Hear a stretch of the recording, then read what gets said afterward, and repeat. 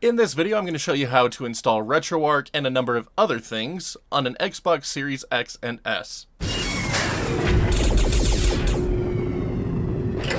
Welcome back to the third edition of our Retroarch install guide for Xbox Series X and S. Retroarch continues to evolve, and with it, so will these guides. There have been a number of great improvements included with the most recent versions of Retroarch, and setup has become a lot more streamlined, and the overall user experience is a lot better on the Xbox platform.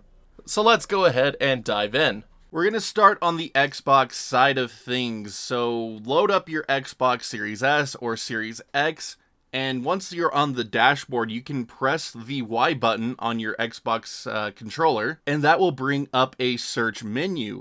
Go ahead and type in dev mode,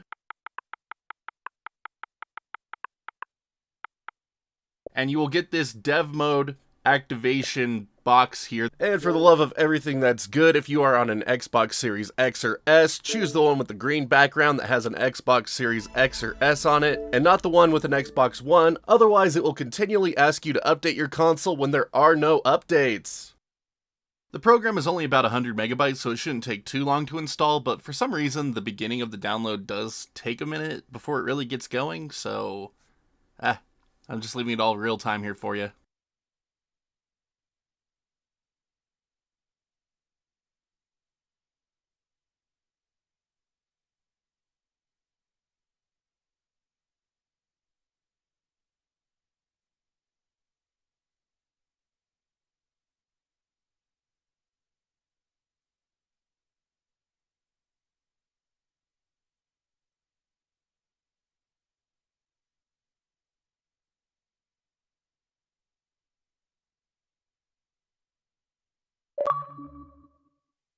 And now that that's downloaded, go ahead and open it.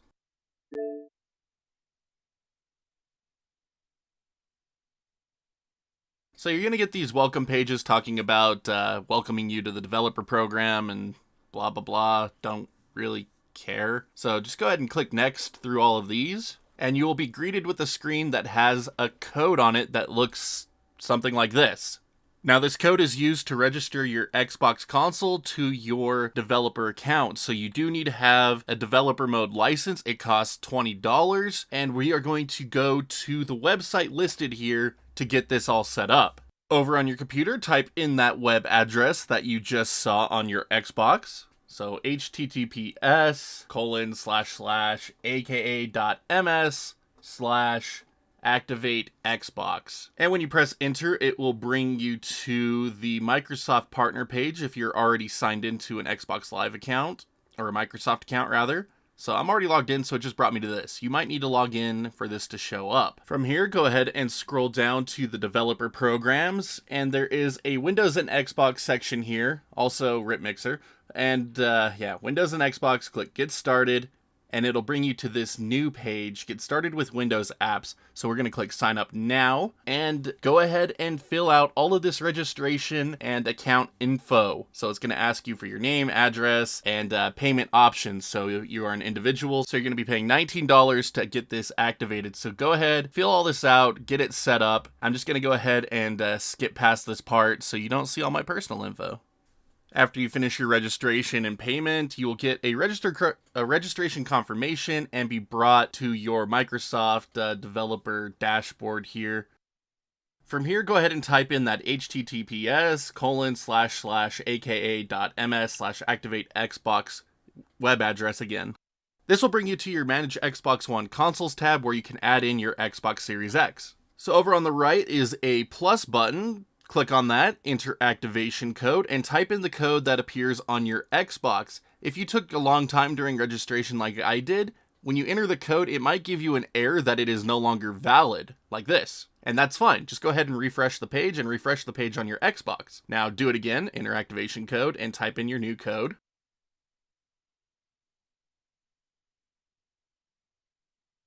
And your Xbox is now registered on your developer account. And you could go ahead and rename this if you want to. It doesn't have a name by default, so you could just add one if you feel so inclined. You don't have to. I just went ahead and did it anyway. And save when you're done. Ta-da! Your Xbox is all set up on your developer account and is ready to be switched into dev mode. So back over on the Xbox, you will see that the code page has changed over to this switch to developer mode page. So switch and restart and wait for it to reboot.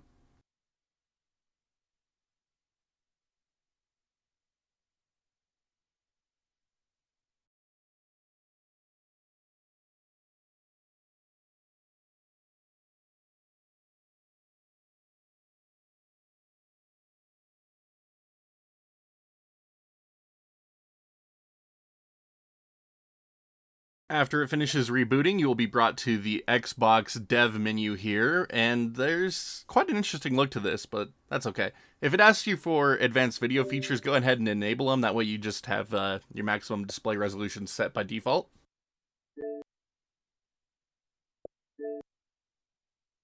Next, you want to make sure that your Xbox is connected to your network. If you're using Ethernet like I am, it's connected automatically, so you're good to go. But if it's not, you need to go down into Settings, launch your settings, go into your network settings, and then go back in and set up your wireless network as you need. Again, mine is connected through Ethernet, so I don't have to do this, but you need to make sure that your Xbox is connected to your network. Once that's finished, we need to set up our remote access settings. So for most of you, that's probably going to be down in the bottom right. I actually got rid of my test accounts page up here in the upper right. That way remote access is appearing up here, but just find your remote access settings, go into it, make sure that you enable the Xbox device portal with this handy dandy checkbox here. And then you're going to need to set up authentication, so check this box to require authentication. For whatever reason, I have not been able to get this to work without it, and a lot of you in the comment sections have said you have not been able to get this to work without it, so turn on require authentication, and then set a username and password in here. And once that's done, you can go ahead and close out of the remote access tab. Next, we're going to expand our dev mode storage, because without this, we cannot play any games over 2 gigabytes, so that pretty much eliminates anything PS2 related and Wii related. So to do this, we're going to press our start button on our controller, or menu button as it's known now. I really don't give a crap, it's a start button. And we're going to go down to manage dev storage. So by default, I believe it should be set to around 5-ish gigs. And you're going to want to expand this depending on how many PS2 or Wii games you're going to want to play, or just how many things you want to store internally. Most systems run great from USB, but there are a number that do require you to install games internally. So for my purposes, I'm actually just going to set this up to about 100 gigs. Let's go with 105, there we go. Now, to expand dev mode storage, you do need to have at least 50 gigs free on the retail side of your SSD. If you have too many Xbox games installed, you will not be able to expand storage until you clear up some space. So again, I'm going to go with 105 gigs for my purposes, and then I'll go down here and click Save. Now it's going to ask you to restart the box so it could do the changes, and if you have anything installed currently, like an older version of Retroarch or My Files Explorer, PPSSPP, what have you, it is going to delete all of that stuff. This is resetting your dev mode storage, so it's wiping everything. Make the appropriate backups now. Hit cancel, make the backups, come back and do it again. But once you hit restart, it will take a couple of minutes for it to reboot, so just be patient. And once that has rebooted, you could go in to manage dev storage, make sure it took the change appropriately. It looks like it did, so we are now ready to move over to our computer or other internet-enabled device, get Retroarch downloaded and installed on our Xbox. So head on over to retroarch.com and click on the download tab. From here, we're going to scroll down until we find the Xbox Series /1 UWP app right here. Now click on download. And then we also need to download the Microsoft Visual C++ 2015 UWP runtime package, so click on that as well. If for whatever reason these try to install on your computer, you can right-click on them and hit Save Link As, and then manually save it to your preferred folders. Additionally, you can also download the My Files Explorer app right now from the link that will be in the description below. In the description. Once you have all the packages that you want to install to your Xbox, we are ready to begin doing so. So to do this, open up a web browser. Now go up to the navigation bar and type in the IP address that appears in your device portal settings. So just a quick reminder here, it's just up in that upper right-hand corner for me. For you, it's probably going to be down in that bottom right-hand corner. So type in the address as you see it right there. And mine had autocomplete on, so that's nice. Now you'll get a thing saying your connection isn't private. Alright, that's cool, you're just connecting to a friggin' Xbox. Click on Advanced. Continue anyway. And then it will ask you for the username and password that you set up previously. And once you get logged in, you should be at a screen that looks very similar to this. And we're ready to begin installing our programs. So we're going to go ahead and start out with Retroarch. So click on Add under My Games and Apps. And you can either drag in the Retroarch package file or click Choose File. I'm just going to click on Choose File. And I'm going to choose Retroarch. From here, click on Next. And it's going to ask you to choose any necessary dependencies. And this is where we're going to put in that Visual C++ dependency file we downloaded. So choose File. Microsoft VC Libs. And once we have that selected, we can go ahead and click on Start. And it will begin installing Retroarch. Now, for whatever reason you get an error during the installation process here, just restart your Xbox completely, do the hard reset, and use the Microsoft Edge browser if you're not already, and try it again. Typically works. Sometimes the device portal likes to be a big butt face, but that suggestion typically works. And once that's finished, you can click on Done, and you will now see Retroarch under My Games and Apps. Now, if you are choosing to install My Files Explorer, you will do so now. So click on Add, choose the file, and then choose My Files Explorer. Click Open. Next, this one doesn't have any dependencies, so click on Start. And done. There we go. Now you have Retroarch and My Files Explorer installed onto your Xbox Series X or S. Now, one last program that I recommend installing is this Safe Exit program. And this program comes to us courtesy of T3, who shared it with me on Discord. And basically, it lets you exit dev mode without having to worry about the Leave Dev Mode button and unticking the checkbox. That way, it's just a lot simpler to get back to retail mode. You don't have to worry about your stuff getting deleted by accidentally pressing OK too fast, and should just be a lot nicer option for everyone. So thanks again to T3 for sharing this our way. But link to this will be in the description below. Click on download to get it downloaded. And once you got Safe Exit downloaded, we just need to get it extracted. It's in zip format. So you can just extract it using basically anything. I use 7-zip, so I'm just going to extract it to a Safe Exit folder. And when I open it up, there is a Safe Exit program with included dependencies. So now all we need to do is just go right back into our Xbox device portal, click on Add. We're going to choose our Safe Exit program here, so Safe Exit. And then we're going to choose our dependency files.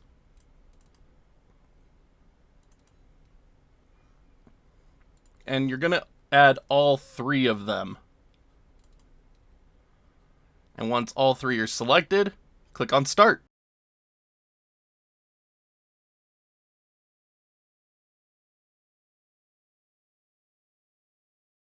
And once that package has finished installing, we are ready to move back over to our Xbox. Back over on our Xbox, we have a couple of things to get set up to get Retroarch up and running even after it is installed.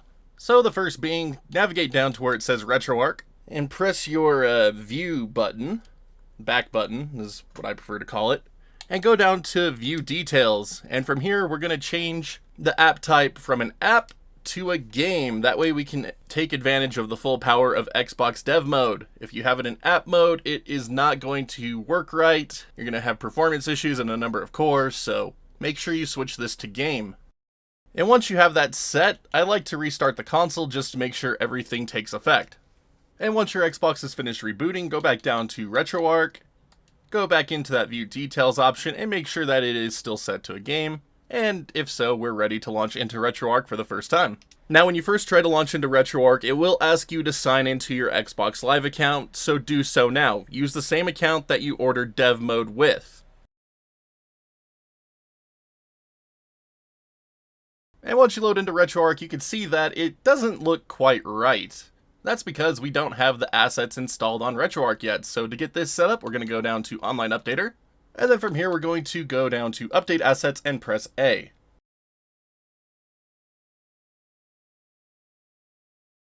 And as you can see, after those get downloaded and installed, everything looks really nice and clean. But that's not all we're going to do here. We're also going to update the core info files, controller profiles, databases, and then you could also choose to install your shaders, overlays, and cheats if you so desire. But once you have everything downloaded that you want, there's a few more setup steps that I'm going to go over before we start diving into some more advanced stuff. So back out of this online updater to the main menu, press left on your D-pad, and go down to settings. Now from here, the first thing we're going to go into is video, and down to scaling. And the first option I'm going to touch on is integer scaling. Now, integer scaling will give you a perfectly integer scaled upscale of your emulated games. This often results in a black border around your games, instead of it being stretched to the full panel size, but this gives you an even scale, so that way you don't end up with uneven pixels in 2D games. So this is going to be a personal choice here if you want to have integer scale on or off. I like to have it on just to ensure that everything looks as sharp as it possibly can, and no uneven pixel scaling. Most of you probably will prefer to leave this off so that way it can have the full panel size displayed. Another option, if you choose to enable it, if you have integer scale enabled, is to overscale the integer scaling. That way it actually will fill the whole screen, but it will crop the top and bottom of the image ever so slightly. For a lot of older games, that's fine. This was an overscan area and doesn't display game info anyway, but the option is there for you to mess around with. But once you've decided if you want this on or off, you can go ahead and back out to the settings menu again. And next we're going to go to input and scroll down to hotkeys, and we're going to assign a quick menu hotkey combo. By default, there is none selected, and if we try to play a game, we have to close out of Retroarch entirely to get back to the main menu. Not ideal. So press A on this and choose a hot menu toggle key that works for you. I just use hold start for 2 seconds. That has worked out for me, so that's what I leave it as. Alternatively, you can hook a keyboard up to your Xbox Series X and use the default F1 hotkey to get into the quick menu. But once you have that set, you can go ahead and back out of here, and then back out to the settings menu once again. Next, we're going to go down to user interface, and we're going to disable a couple of menu options here because we don't really need them on Xbox. So, for example, the Explore tab, that's off by default now, good. Favorites tab, you can turn that on or off. I turn off images, music. I don't need those on Xbox. I'm not going to use images or music capabilities here. You can go through, see which options you want to enable, which ones you want to disable. I don't really need a favorites bar either. I don't use favorites. But there we go. But once you've set those the way you want, you can go ahead and back out. And for those of you that want to have a different Retroarch menu instead of the Nintendo Switch look here, you could go down to the menu and you could change this back over to like XMB. That way it has that PS3 look again. I prefer the Switch look, but there's the option for those of you that ask for it. But that's pretty much it as far as basic setup of Retroarch goes now. It's a lot more streamlined and simplified for us Xbox users compared to previous versions. So from here we could just go up to the main menu, go down to the configuration file, save the current configuration, and then quit out of Retroarch. And when we relaunch it, our menu choices will have taken effect here, so a lot more streamlined. And you're ready to begin loading up your games and cores. Now again, this video is just for Retroarch setup itself. I have all of the core setup vids in separate videos in the playlist in the description. If you need to get a certain core or system set up, click the link in the description and find the video for the particular core that you are looking for. And that's where we'll go into more info on those specific setups. I want to talk about some advanced setup options that you can choose to do if you plan on doing a more internal install of Retroarch. One of my biggest pet peeves about this entire process has always been My Files Explorer. I hate this app, I hate using it, I hated having to explain it in every video how to use it. I just really don't like it. And it turns out that you can make it so you don't even need it. And it is the greatest thing ever to not need this stupid program. So for those of you that are interested, I'm going to show you how to get Retroarch set up so you never need to use My Files Explorer again. So turn your Xbox on, leave it in dev mode, be on the dev mode screen here, and we're going to go back over to our PC. This tutorial is going to cover how to do this on PC. If you're on Mac or Linux, I don't know the process on how to access the file browser and stuff on that. This is specifically for Windows users right now. You can try to follow along on those operating systems if you are able to do file browsing easily, then it should work just fine. I just don't know. I don't have those operating systems to go over it and learn how to do it. But anyway, switching back over to PC. Our first step to getting an install that doesn't require My Files Explorer is to once again go back into the Xbox device portal. Once you have the device portal pulled up, we are going to click on the File Explorer tab here on the left.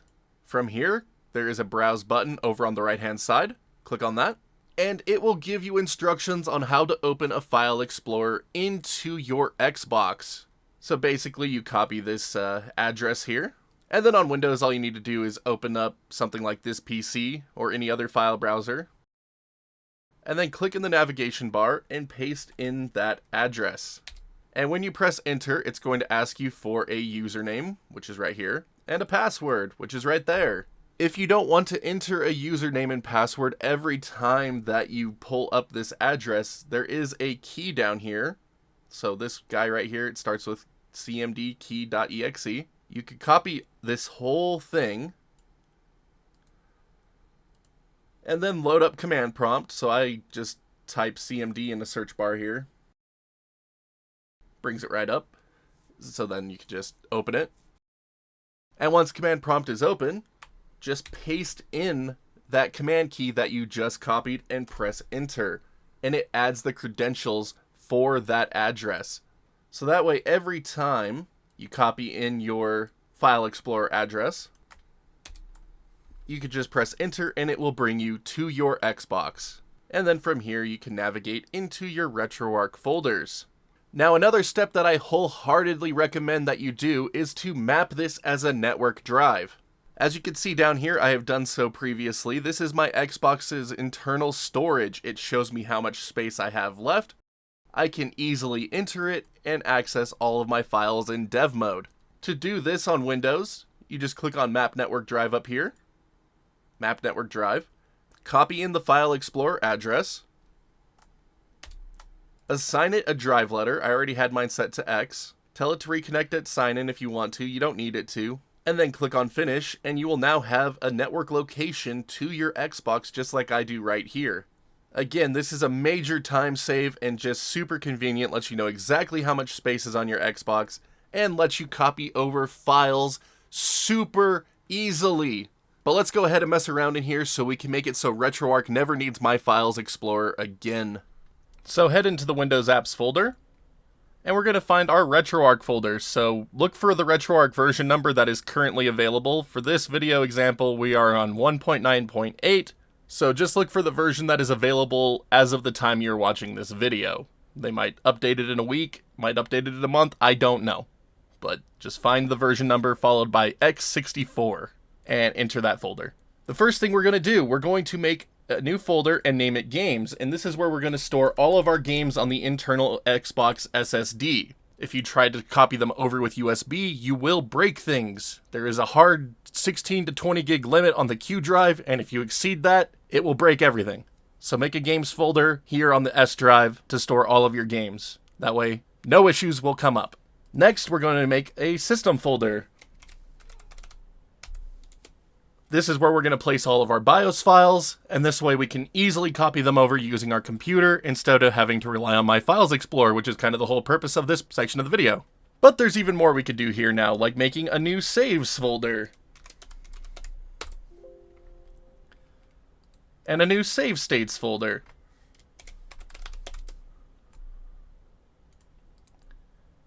And a playlist folder.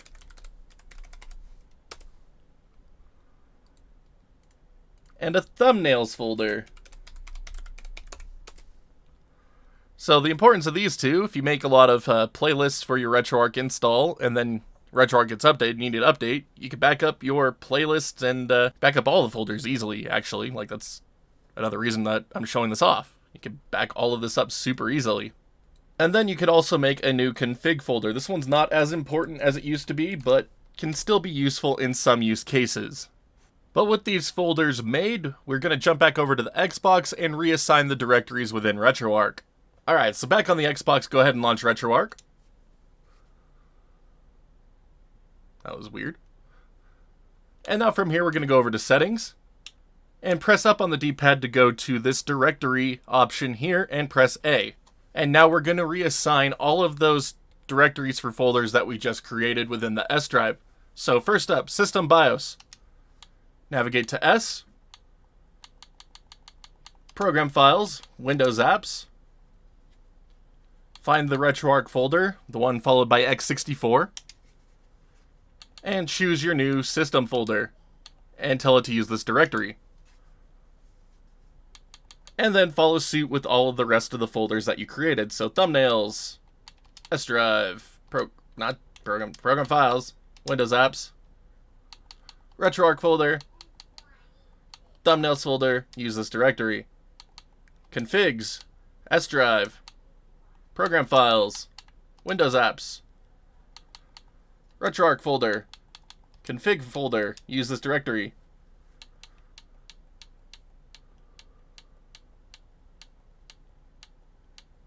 Playlists, S drive, program files, Windows apps, Retroarch folder, playlist folder, use this directory. And then scroll down, save files, S drive, program files, Windows apps, Retroarch folder, saves folder, use this directory, save states, S drive, program files, Windows apps, Retroarch folder, states folder, use this directory. And there we go. Now we can easily access all of these folders from a computer for backing them up or adding things to them. So once you have all of these set, press B, go back up to the main menu, go to the configuration file, and save the current configuration. And there we go.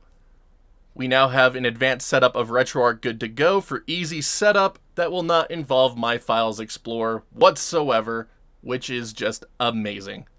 And finally, if you decide you want to leave dev mode,